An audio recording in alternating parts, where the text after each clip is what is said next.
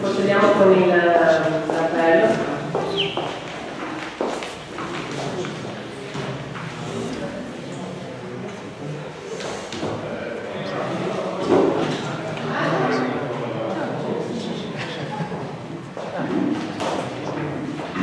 Sindaco Tenzo Sabrina, Dorigo Matteo, Guglielmini Pierino, Russo Francesco, Anteo Luca, Pellegrini Lorenzo, Dusso Alessandro, Marchesano Rocco, Bortoluzzo Fabrizio, Sergio Luzzo, Tonon Fabrizio,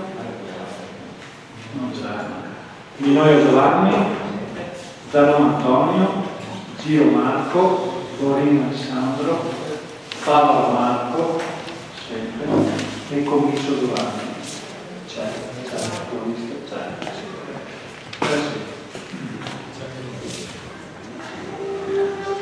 Designo gli scrutatori nelle persone di Bortoluzzo e Giro. Bortoluzzo, Giro e Guglielmini.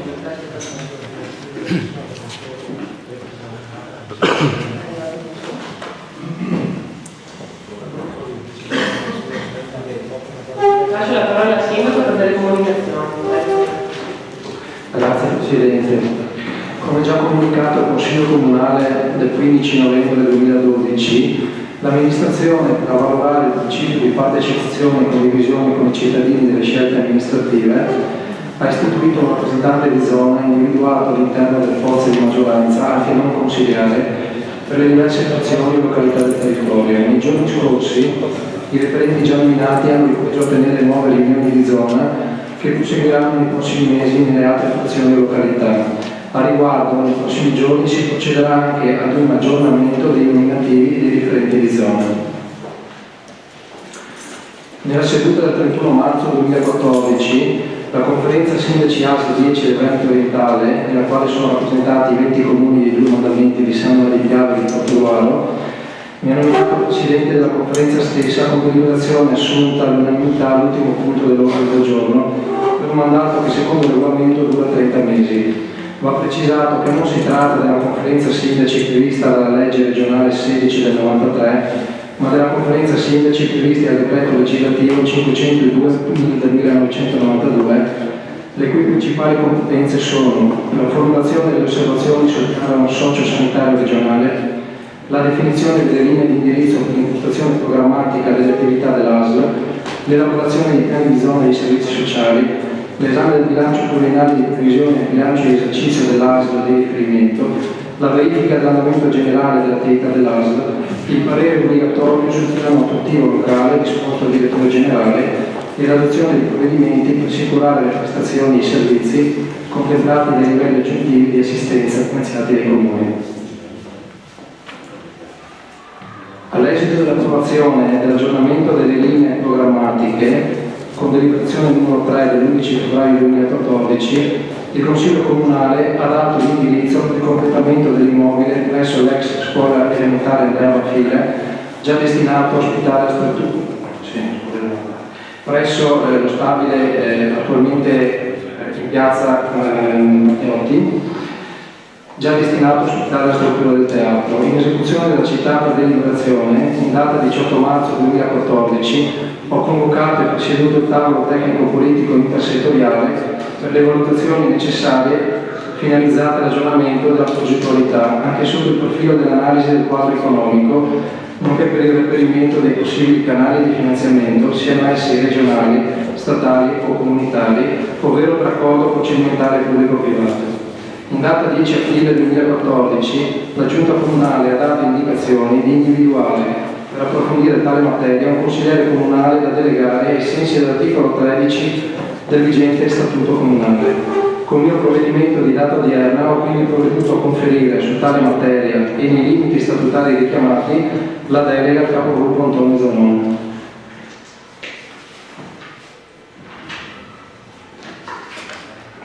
Grazie Sindaco. Ci sono delle interpellanze da presentare, consigliere Teso, prego.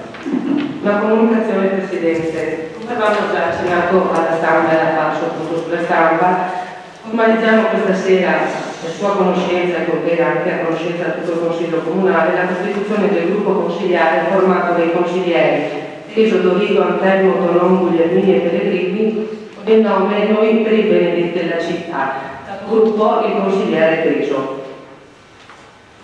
Dopo questa mia comunicazione mi permetto solo di aggiungere, sentite le comunicazioni del sindaco, sinceramente ci aspettavamo anche qualche altro tipo di comunicazione su quanto era apparso dalla stampa per quanto riguardava, si parlava di il sindaco indagato. Il sindaco evidentemente non ha ritenuto di dare comunicazioni su questo. Grazie. Grazie consigliere Teso. Capogruppo Bonifeno. Grazie Presidente, buona serata a tutti. Il gruppo consigliare che rappresento vorrebbe dare lettura di alcune proposte o mozioni che proponiamo in questa sede. Introduzione del bilancio partecipativo. Il Consiglio Comunale, premesso che il bilancio partecipativo nasce formalmente nel 1989 in alcune città brasiliane, in particolare a Porto Alegre. In Europa, dunque in Italia, ha fatto il proprio ingresso principalmente dopo il primo social forum mondiale svoltosi proprio a Porto Alegre. Il bilancio partecipativo è in particolare attraverso il quale un procedimento particolare attraverso il quale la popolazione contribuisce a stabilire le modalità di assegnazione di una parte delle risorse a disposizione dell'ente. In Italia molti comuni hanno introdotto il bilancio partecipativo come meccanismo di redazione di una parte del bilancio di previsione, tra cui citiamo come esempi Pescara, Reggio Emilia, Pieve Emanuele, provincia di Milano, Grottammare, provincia di Ascoli Piceno ed altri comuni italiani. Si sono già diffuse e continuano a diffondersi pratiche amministrative ispirate alla democrazia partecipativa nei diversi settori dell'amministrazione. Generalmente sono gli enti comunali a promuovere i bilanci partecipativi. Tenuto conto che l'istituzione del bilancio partecipativo è anche una forma di trasparenza, partecipazione e condivisione con i cittadini delle scelte della propria amministrazione, i principali obiettivi che il bilancio partecipativo persegue sono di fondamentale importanza e coerenti con le linee di indirizzo adottate da questa amministrazione. Di seguito ne citiamo alcune a titolo esemplificativo: facilitare il confronto con la cittadinanza, promuovere scelte e decisioni condivise, riducendo anche i conflitti, rispondere in modo più efficace alle necessità dei cittadini, consentendo anche l'emersione di sofferenze e fabbisogni nascosti. Coinvolgere i cittadini nel processo della gestione pubblica attraverso forme di democrazia diretta, ricostruire un rapporto di fiducia tra istituzioni e cittadini. A mero titolo esemplificativo si descrive di seguito un breve riassunto delle principali fasi del processo, così come è stato applicato in altri comuni. Condivisione del progetto del bilancio partecipativo, informazione e formazione per coinvolgere i cittadini, emersione del bisogno, convocazione dell'assemblea con i cittadini e possibilità da parte loro di rivolgere domande e segnalare progetti e proposte. Verifica di fattibilità. I tecnici valutano la fattibilità delle proposte ricevute indicando anche una stima dei costi e se possibile i tempi necessari per l'attuazione. Scelta di priorità. Le informazioni derivanti dallo studio di fattibilità vengono comunicate e i cittadini sono chiamati ad esprimere la propria preferenza tra le proposte che hanno superato la fase di fattibilità. Griglia delle priorità. Si costruisce una griglia di priorità in base all'esito della votazione. Bilancio di previsione. Le proposte con il maggior numero di votazioni entro la cifra stanziata per il bilancio partecipativo vengono inserite nel bilancio previsionale dell'anno successivo. Le linee programmatiche relative alle azioni dei progetti da realizzare nel corso del mandato di questa amministrazione, contenute nell'allegato alla cosiddetta mozione Marchesani deliberata in Consiglio Comunale il 23/12/2013 e da ultimo anche in Consiglio Comunale del giorno 11/2/2014, prevedono espressamente la partecipazione dei cittadini alla vita amministrativa, anche eccetera eccetera. Al fine di consentire di fatto una partecipazione attiva dei cittadini nella vita amministrativa, essendo opportuno anche dare attuazione al cosiddetto bilancio partecipativo. Tutto ciò premesso, si chiede di adottare le seguenti proposte di deliberazione affinché il Consiglio Comunale impegni il Sindaco e la Giunta ad attuare e intraprendere nei tempi utili, anche in forma sperimentale, lo strumento democratico del bilancio partecipativo del Comune di Campo.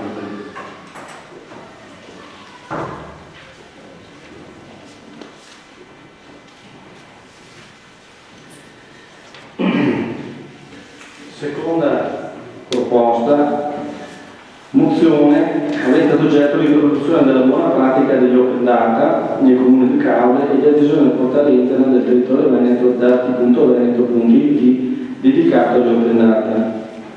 Premesso che il comune di Caule detiene, produce, aggiorna e archivia un'enorme quantità di dati, mettendo a disposizione dei cittadini e delle imprese la parte di tale patrimonio non vincolato alla privacy, brevetti, diritto d'autore, segreto statistico o altre normative di settore, di contribuire allo sviluppo del territorio nonché a creare nuove opportunità di impiego per i cittadini senza con ciò gravare sui bilanci del comune. Molte pubbliche amministrazioni italiane e anche di altri stati esteri si sono già indirizzate verso questa buona pratica con ottimi risultati in termini di utilizzo di dati da parte dei cittadini e di imprese e con virtuosi esempi di collaborazione tra comunità, enti, imprese e amministrazione pubblica grazie all'uso applicato dei cosiddetti open data. L'espressione open data significa che i dati della pubblica amministrazione definiti pubblici sono resi accessibili in maniera trasparente e diretta in formato grezzo, nonché fruibili e riutilizzabili anche per scopi commerciali senza limitazioni. Ricordo che il decreto legislativo 7 marzo 2005 numero 82, codice dell'amministrazione digitale, all'articolo 50, prevede che i dati delle pubbliche amministrazioni sono formati, raccolti, conservati, resi disponibili e accessibili con l'uso delle tecnologie dell'informazione e della comunicazione che ne consentono la fruizione e l'utilizzazione alle condizioni fissate dall'ordinamento da parte delle altre pubbliche amministrazioni e dei privati, con l'avvertenza che sono fatti salvi i diritti alla conoscibilità dei dati previsti dalle leggi e dai regolamenti, le norme in materia di protezione dei dati personali e del rispetto della normativa comunitaria in materia di riutilizzo delle informazioni del settore pubblico. Lo stesso decreto legislativo 7 marzo 2005 numero 82, l'articolo 50, stabilisce inoltre che i dati pubblici contenuti nei siti delle pubbliche amministrazioni sono fruibili in rete gratuitamente senza necessità di identificazione informatica. Considerato che la Commissione europea ha di recente presentato al Parlamento europeo e al Consiglio europeo nell'ambito dell'azione dell'agenda digitale europea un programma di azioni per il riutilizzo delle informazioni nel settore pubblico, anche al fine di dare un contributo consistente al rilancio dell'economia europea, mediante la trasformazione di dati grezzi in progetti da cui nascono applicativi, apps utilizzati da migliaia di utenti delle tecnologie dell'informazione e della comunicazione. Per condividere queste grandi quantità di dati a livello nazionale è stato creato, alla pari di altri Stati europei, il portale istituzionale dati.gov.it, che fornisce il link ai dati delle varie amministrazioni aderenti. A garanzia della libera riutilizzabilità dei dati pubblicati dalle varie pubbliche amministrazioni sono state predisposte delle licenze d'uso, di cui le più note sono l'americana CC-BY-3.0 dell'organizzazione Network Creative Commons e l'italiana YODL V.2.0 Italian Open Data License del Forum PA, che consentono anche l'uso commerciale di lavori derivati dagli open data delle pubbliche amministrazioni con l'unico vincolo di indicare la fonte dei dati e il nome del licenziante. Preso atto che con delibera di giunta regionale numero 2301 del 29/12/2011 la Regione del Veneto ha costituito il portale dati.veneto.it dedicato ai predetti open data quale punto di aggregazione informatica al fine di mettere a disposizione sul web in un solo portale i link ai dati pubblici delle varie amministrazioni del territorio veneto interessate al progetto. Il nuovo portale dati.veneto.it si pone ai fini della sua costituzione quale strumento aperto per la crescita economica e dell'interesse generale al servizio della collettività. Esso viene sviluppato partendo dal riuso del sito dati.gov.it e messo a disposizione delle amministrazioni per creare a loro volta portali per aggregare link ai dati pubblici, nonché come luogo di aggiornamento, discussione e condivisione di informazioni di dati pubblici. Con la citata DGR 2301/11 la Regione del Veneto ha costituito un gruppo di lavoro open data composto dagli enti e le pubbliche amministrazioni venete inerenti al progetto. Tale GDL ordine del giorno ha la finalità di rendere omogenee e compatibili tutte le soluzioni adottate in forma autonoma dei vari enti, fornendo assistenza giuridica e confrontando e scambiando le soluzioni adottate nei vari particolari. Ritenuto che l'implementazione della buona pratica delle open data nel comune di Caule e l'adesione della partecipazione al portale internet dati.veneto.it con un link che puntino a open data del comune di Carme è opportuno e fattibile con costi pressoché nulli.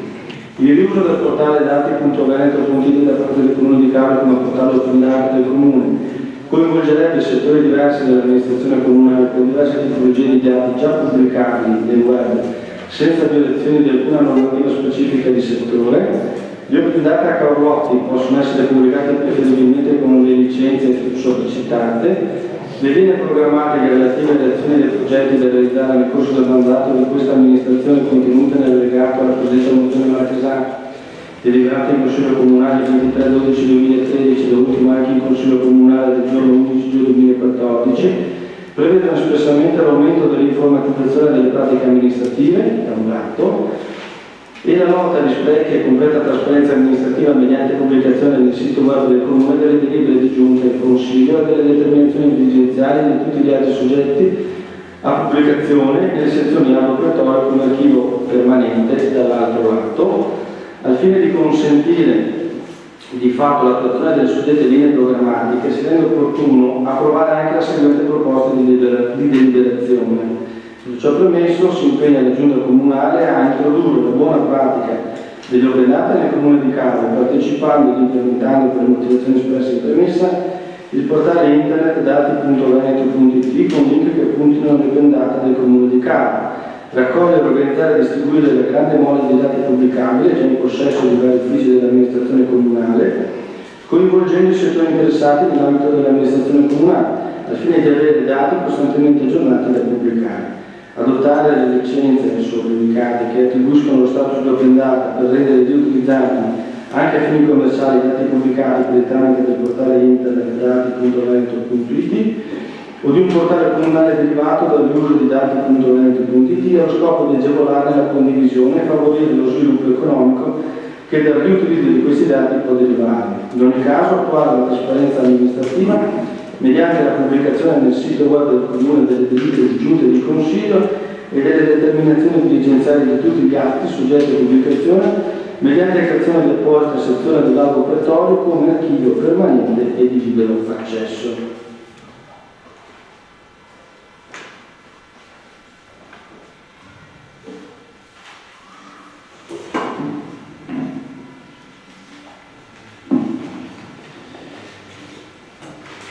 Infine l'ultima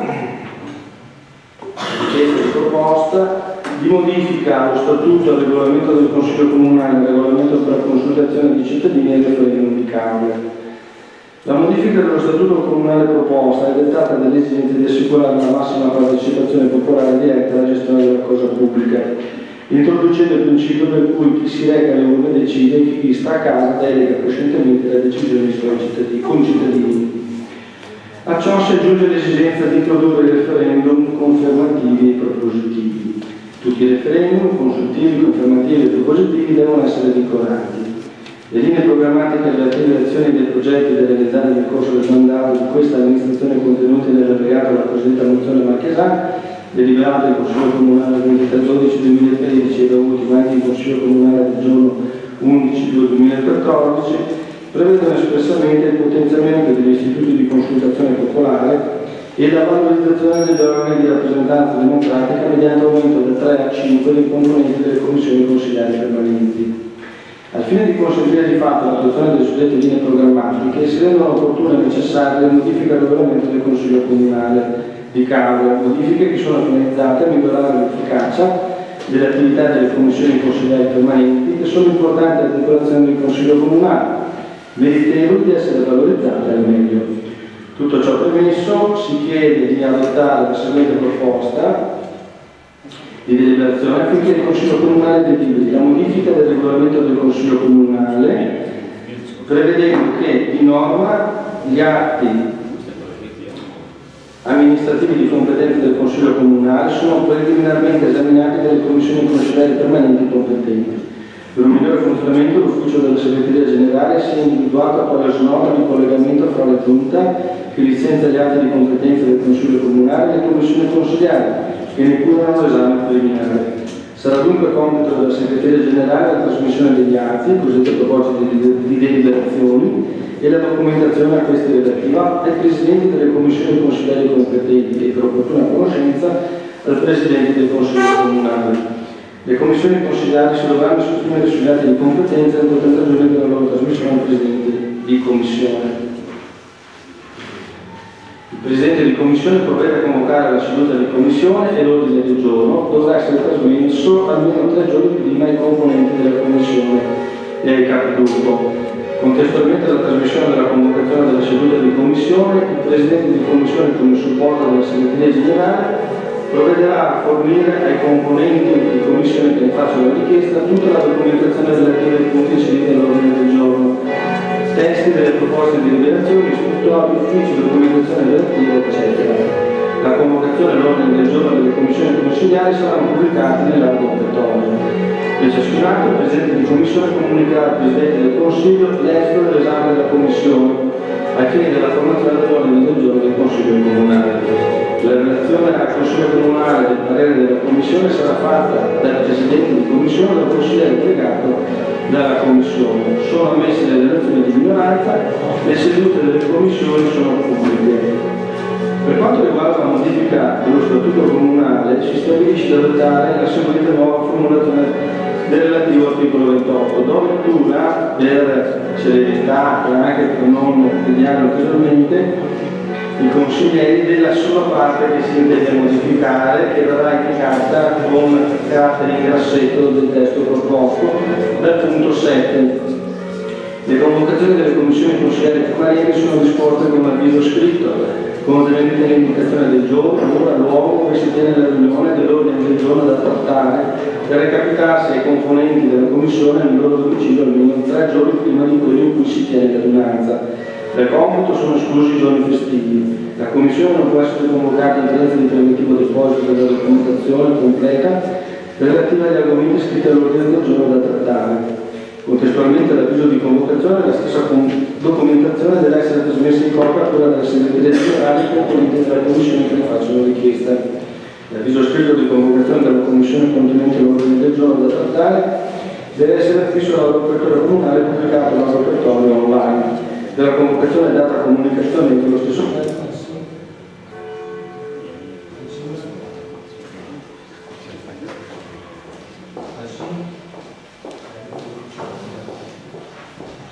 Al sindaco,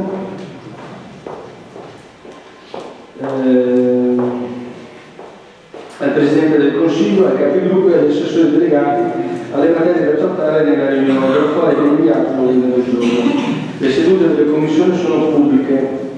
Le commissioni provvedono all'esame preliminare degli atti di competenza del Consiglio, alle stesse rimesse del Sindaco, del Presidente del Consiglio o rinviate dal Consiglio richieste dalla Commissione. A tal fine le proposte di delibera di competenza del Consiglio, con redatti di tutti i documenti necessari a consentire l'esame, sono trasmessi a quella della Segreteria Generale e Presidente delle Commissioni competenti. Le commissioni devono formulare il loro parere entro 30 giorni dalla ricezione degli atti. Detto parere comunicato dal Presidente di Commissione alla Segreteria Generale con la restituzione dei relativi atti. Il parere favorevole delle commissioni competenti è condizione preliminare necessaria per l'iscrizione della proposta di delibera all'ordine del giorno del Consiglio Comunale. Trascorso il detto termine, senza che il parere sia comunicato alla Segreteria Generale con la restituzione degli atti, il Sindaco può chiedere al Presidente del Consiglio di scrivere la proposta all'ordine del giorno del Consiglio. La relazione del parere del Consiglio è fatta dal Presidente del Consiglio delegato alla Commissione. Sono ammesse le relazioni di minoranza. Per quanto riguarda infine il potenziamento degli istituti di consultazione popolare, si stabilisce di adottare la seguente nuova formulazione del relativo articolo 41 dello Statuto Comunale, intitolato referendum.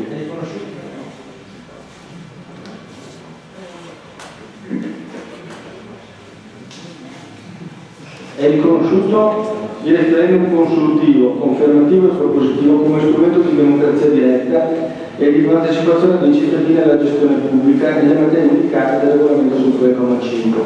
L'esito del referendum è vincolante, la consultazione referendaria valuta qualunque si risulti il numero di voti espressi sul numero degli aventi diritto, secondo il principio del cosiddetto quorum zero, per cui chi si reca alle urne decide e chi sta a casa delega coscientemente la decisione ai suoi concittadini. In ogni caso, ogni singolo quesito referendario deve essere espresso con chiarezza e deve riguardare un'unica questione. Il referendum deve riguardare materie di esclusiva competenza locale. Per un periodo di almeno 5 anni dello svolgimento di un referendum non è ammessa la proposizione di altro referendum sul medesimo o analogo progetto. Il quesito referendario è deliberato dal Consiglio Comunale o richiesto dal 10% degli elettori residenti del Comune secondo le modalità stabilite dal apposito regolamento. Qualora quei referendum siano promossi nello stesso periodo di tempo, ne sarà favorito lo svolgimento contemporaneo. Entro 30 giorni dall'esito del referendum è comunicato dal Sindaco al Consiglio Comunale che dovrà fare oggetto di discussione e reso noto con adeguata pubblicità alla popolazione. Grazie. Grazie sul gruppo Bonin. Ci sono altre interpellanze? Non ci sono altre interpellanze, passiamo al terzo punto all'ordine del giorno, approvazione verbale sedute precedenti. Voti favorevoli?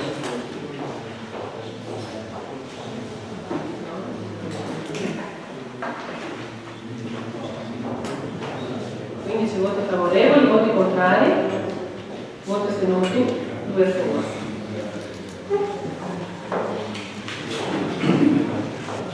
Passiamo ora al quarto punto all'ordine del giorno. Approvazione del documento programmatico 2014-2016 della società Caulo Patrimonio. In relazione all'assessore Minoia, poi Scusa Presidente, so che la questione era già stata vista, o meglio sottoposta in sede di capigruppo e poi ritirata anche in commissione, ma ritengo opportuno, prima di passare alla trattazione del punto che lei stava introducendo, chiedere al Consiglio Comunale di anticipare la trattazione dell'ultimo punto all'ordine del giorno, quello relativo all'elezione del Presidente del Consiglio. Prego, il gruppo Teso. Concordiamo anche noi con la proposta al capogruppo Bonita. Vista la richiesta dei due capigruppo, mettiamo ai voti la richiesta fatta adesso dal capogruppo Bonita. Votiamo per lo spostamento dell'ordine, quindi il 17° punto all'ordine del giorno che venga approvato subito. Voti favorevoli? 8 voti favorevoli, voti contrari? 9 voti contrari. Quindi l'ordine rimane quello già presentato. Dicevo, la quarta delibera in relazione all'assessore Minoia, poi all'occorrenza il Presidente va iniziato per venire in consiglio. Prego, Assessore. Questa è la posizione. L'approvazione del documento programmatico 2014-2016 della società Caulo Patrimonio SRL. Visto l'articolo 24,3 dello Statuto del Caulo Patrimonio SRL, come modificato a seguito della deliberazione consigliare numero 14 del 13 marzo 2008, il quale prevede che ai fini del controllo analogo alla proposta di piano di programma, del piano degli investimenti, del piano finanziario, delle politiche del personale, dei piani annui di produzione e delle relative variazioni che si rendessero necessarie, deve essere sottoposta all'approvazione da parte dell'organo competente dell'ente pubblico titolare del capitale sociale. Preso atto che in data 1 aprile 2014, con protocollo numero 10.536, la società ha trasmesso la proposta di documento programmatico per il triennio 2014-2016. Considerato che dal suddetto documento programmatico si evincono le seguenti risultanze principali, una tabella ve la leggo per ordine con i relativi anni di appartenenza. Margine operativo lordo per il 2014 sono 993.248,14 €, per il 2015 1.015.498,14 €, per il 2016 1.019.498,14 €. Per quanto riguarda invece lo sviluppo degli investimenti tramite l'indebitamento, c'è un solo punto nel 2014 di 401.000 €, invece non si è previsto per gli anni 2015 e 2016. Per la spesa per rimborso prestiti sono 967.771,11 € per il 2014, per il 2015 sono 999.686,25 €, Invece per il 2016 sono 995.454,14 €. E ultimo punto, che la spesa per il personale, cioè il costo del lavoro, sono 451.400 € che si ripetono sia per il 2014 che per il 2015 che per il 2016. Verificato i 3 punti, il costo del personale in ciascun esercizio del triennio è contenuto nei limiti di quello sostenuto allo stesso titolo nel 2013, come definito in sede di approvazione di piano assunzionale di cui alla deliberazione di Giunta Comunale numero 11 del 30 gennaio 2014. Punto 2. L'incremento dell'indebitamento è contenuto nei limiti di progetti e finanziamenti già approvati anche negli esercizi precedenti. Al punto 3, la previsione dei ricavi per i servizi in house per l'esercizio 2014 trova corrispondenza degli stanziamenti di spesa del bilancio comunale. Visto il ritenuto meritevole di approvazione citato e lavorato, ravvisato nel caso di specie le proprie competenze in ordine all'approvazione del suddetto documento sulla base delle attribuzioni stabilite nell'articolo 42 del decreto legge 267 del 2000, dato atto che l'argomento è stato preventivamente sottoposto all'esame della terza commissione consiliare che è stata la scorsa settimana, ai sensi dell'articolo 10 del vigente regolamento del Consiglio Comunale, visti i pareri di regolarità tecnica e contabile espressi ai sensi dell'articolo 147 bis del decreto legge 267/2000 e l'articolo 3 del regolamento dei controlli interni in merito alla presente proposta di deliberazione. Visto altresì il parere espresso dal segretario generale ai sensi dell'articolo 49,3 del regolamento sull'ordinamento degli uffici e dei servizi, preso atto della discussione intervenuta, per la quale ovviamente si invia al verbale in atto, si chiede ovviamente al Consiglio Comunale di deliberare il presente punto. Delibera di approvare quindi il documento programmatico 2014-2016 della società Carlo Patrimonio SRL, il testo costituente dell'allegato numero 1 alla presente deliberazione, al fine della successiva approvazione da parte dell'Assemblea dei Soci. Stante l'urgenza, la presente deliberazione viene dichiarata immediatamente eseguibile ai sensi dell'articolo 134,4 del decreto legislativo 267/2000, con successiva separata votazione che darà il seguente esito del dopo. Quindi avremo 2 votazioni, grazie. Grazie Assessore. Prego, consigliere Capoluogo Borghese.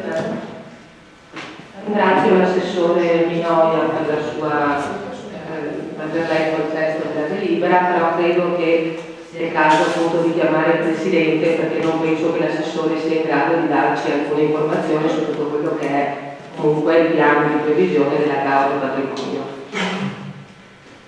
Sì, sono d'accordo, se il Presidente va di salto vuole avvicinarsi.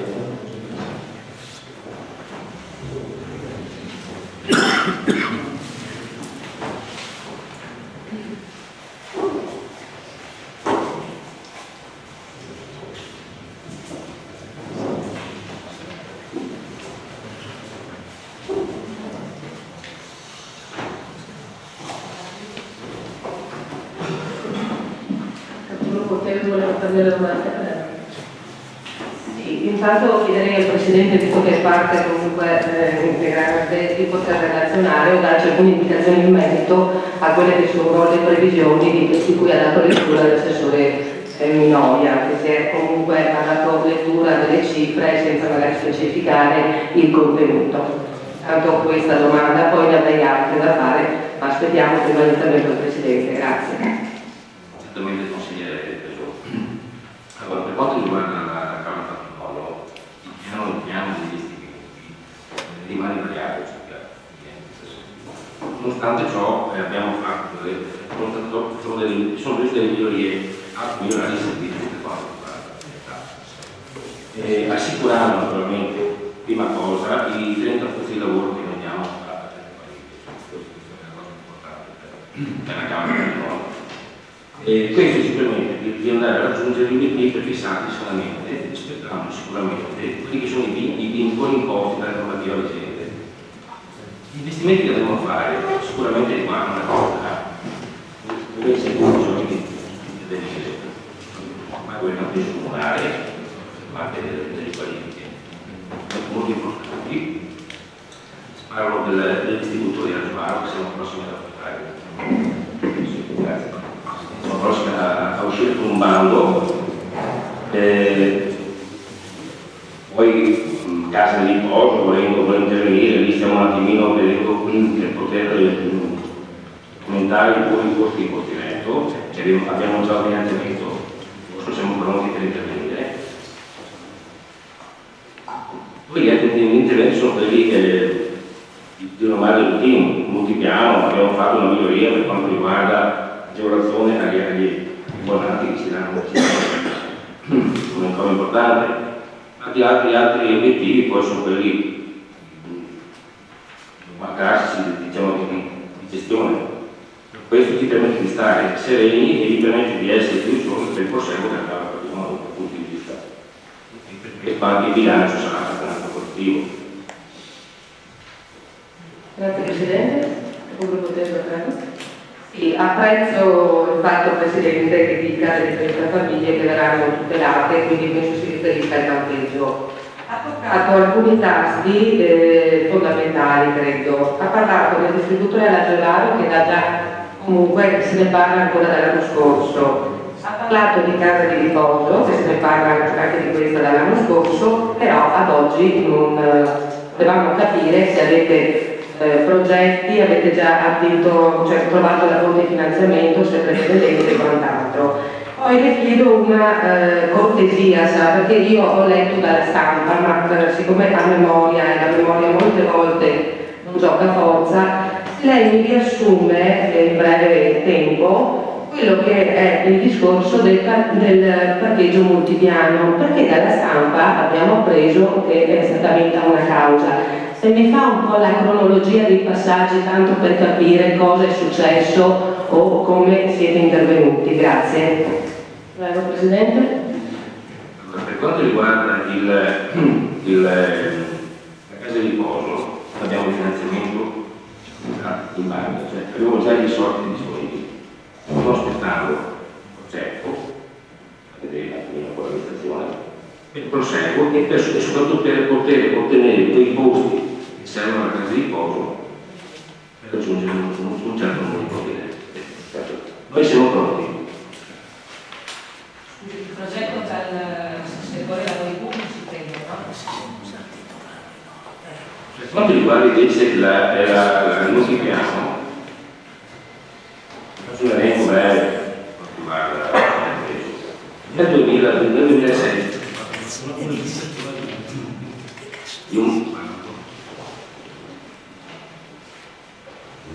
Nel 2006? Sì. Nel 2006 è stato fatto un bando per una gara d'appalto per quanto riguarda la costruzione del multipiano. In prima aggiudicazione è stata affidata alla Municipale, azienda del settore. L'assessore dell'amministratore delegato di turno al torneo aveva anticipato una quota pari a 202.000 euro. 202.050 per esattezza. Di via in data 29/12/2006.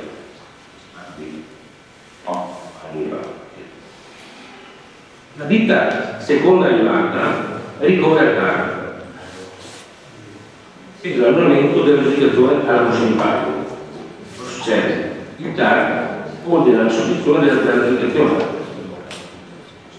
La Municipale impugna l'ordinanza di sospensione di aggiudicazione davanti al CDS che conferma del TAR praticamente. Il giudice dà ragione alla seconda arrivata, alla AMESPA SpA. La Camera del Patrimonio in quel momento fa una tutela per l'annullamento del trattamento alla Municipale. La Municipale ricorre al TAR per l'annullamento della tutela, il corso naturalmente inammissibile, e quindi la procedura di causa. Nel 2010, luglio 2010, la Camera di Patrimonio, con le CDR precedenti che è sottoscritto, inizia una causa legale sul piano centrale. Dopo 6 anni delle cause, un mese fa c'erano tutti i soldi che avevano scorso la volta, compreso, leggo quello che c'erano scritto, 200.000 euro, 0,50 di capitale. 31 0,52,50 capitali, 13.100 euro per spese dirette, 15.466 euro per interessi e riduzione monetaria. Oggi abbiamo fatto a casa 310.000 euro, dopo 7 anni di causa. Questa era la mia promessa fatta l'anno scorso in Consiglio Comunale, oggi l'abbiamo vinta. Capogruppo Terzo, prego. Complimento Presidente, e su questo mi viene la memoria sul passaggio. Assessore commisso, mi scusi, si ricorda lei causa del patrimonio, vero? Ad oggi è tutto a posto, tutto regolare, nessuna pregiudiziale, nessun tipo di avvertimento alla Corte dei Conti, tutto a posto, i soldi sono stati portati a casa. Ha qualcosa da dirmi? Assessore commisso.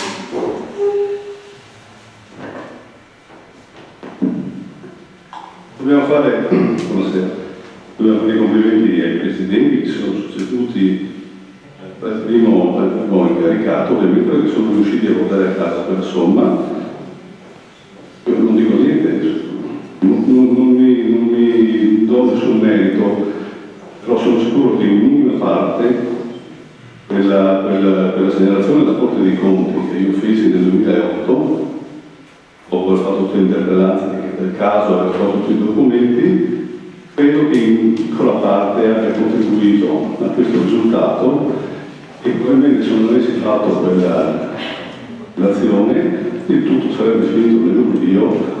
Probabilmente questi 310.000 euro oggi non sarebbero le casse del comune o del cavolo patrimonio. Grazie Assessore, Capogruppo, prego. Per fortuna lei c'è, Assessore commisso, perché comunque le rendo noto che già nel 2007, prima ancora della sua, come l'ha già messo questa sera alla Procura dei Conti dei Conti, già l'Ufficio Lavori Pubblici, l'Ufficio Tecnico, a firma dell'ingegnere Lazzarini, aveva fatto quanto lei comunque si è prodigato di fare con le denunce. Io mi complimento col Presidente, le ricordo che il Presidente attuale era anche nel Consiglio di amministrazione quando c'era Battistuta comunque, credo, no? Presidente, se non sbaglio. Quindi non si aggrappi ai presidenti precedenti o a quelli attuali. Lei quella volta ha fatto un buco nell'acqua e l'ha dimostrato qui questa sera, perché nel lontano, non tanto lontano, 2013 il Presidente aveva detto che i soldi li portava a casa. Lei comunque ha infangato, dice, e oggi ha la dimostrazione. Quindi quando lei parlava efficientemente e quant'altro nelle sue campagne elettorali, soldi pubblici, ora mi chiedo, i legali bisogna anche pagarli, Assessore, quando si fanno le denunce. Beh, ad oggi, veda lei. Presidente Santo, prego. Adesso non vuole che sia la linea. Ringrazio l'assessore commisso per quanto riguarda la causa che mi ha fatto. Ma è doveroso comunque per un amministratore qualsiasi solito non c'entra la causa o non causa. L'assessore ha il dovere, cioè l'amministratore ha il dovere di casa quello che aspetta la comunità. Abbiamo fatto per questo. Ha fatto bene il Presidente. Grazie Presidente. Consigliere Fano, prego. Buonasera, grazie Presidente. Abbiamo sentito dalle parole del Presidente della Camera del Patrimonio, ma mi sa che non abbiamo capito male, che per quanto riguarda i lavori di ampliamento e il regolamento funzionale della casa di riposo, il progetto è pronto e approvato, i finanziamenti sono altrettanto disponibili, ma non c'è un via libera formale sui lavori e volevo capire cosa osta quindi all'avvio dei lavori. Presidente, prego. Sì, una domanda che rivolgo al Presidente, ma anche evidentemente alla Sindaca, alla Giunta. Prego, Presidente.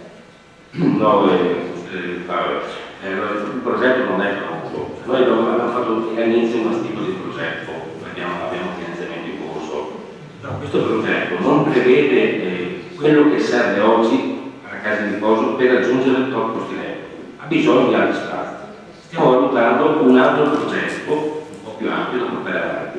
I soldi li abbiamo, una parte, valutiamo un altro progetto per far sì che la casa di riposo, la Fondazione Don Mosquetta, possa avere dei costi letto che gli permetta di avere poi delle persone per la gestione della casa di riposo. Questa è la sostanza. Oggi stiamo valutando questo. Non è che c'è un progetto già preparato. Abbiamo fatto un progetto un po' prendo sui comunali, ma era un progetto che raggiungeva solamente gli 80 costi letto. Abbiamo bisogno di più. Oggi stiamo valutando questo. Grazie Presidente.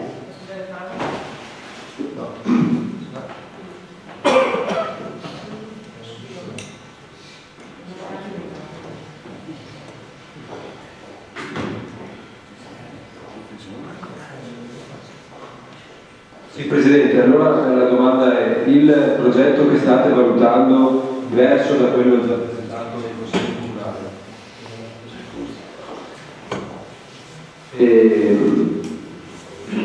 Che caratteristiche, cioè quali sono gli obiettivi che vi prefiggete, quindi in termini di numero di costi letto, e in che cosa si differisce dal progetto che abbiamo visto nel Consiglio Comunale?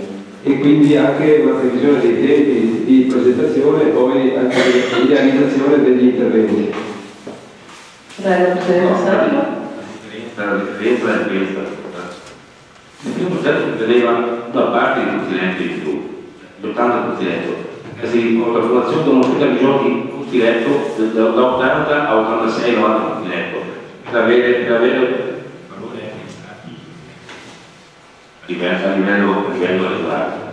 Questo oggi prevede di fare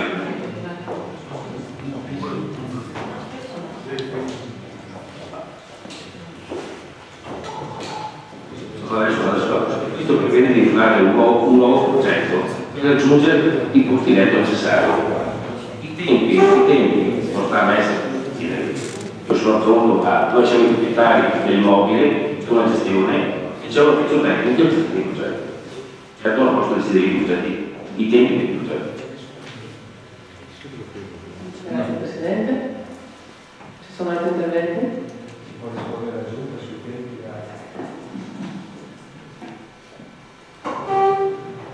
Sindaco, prego. Grazie Presidente. Allora, dopo l'approvazione del Consiglio Comunale a suo tempo del progetto,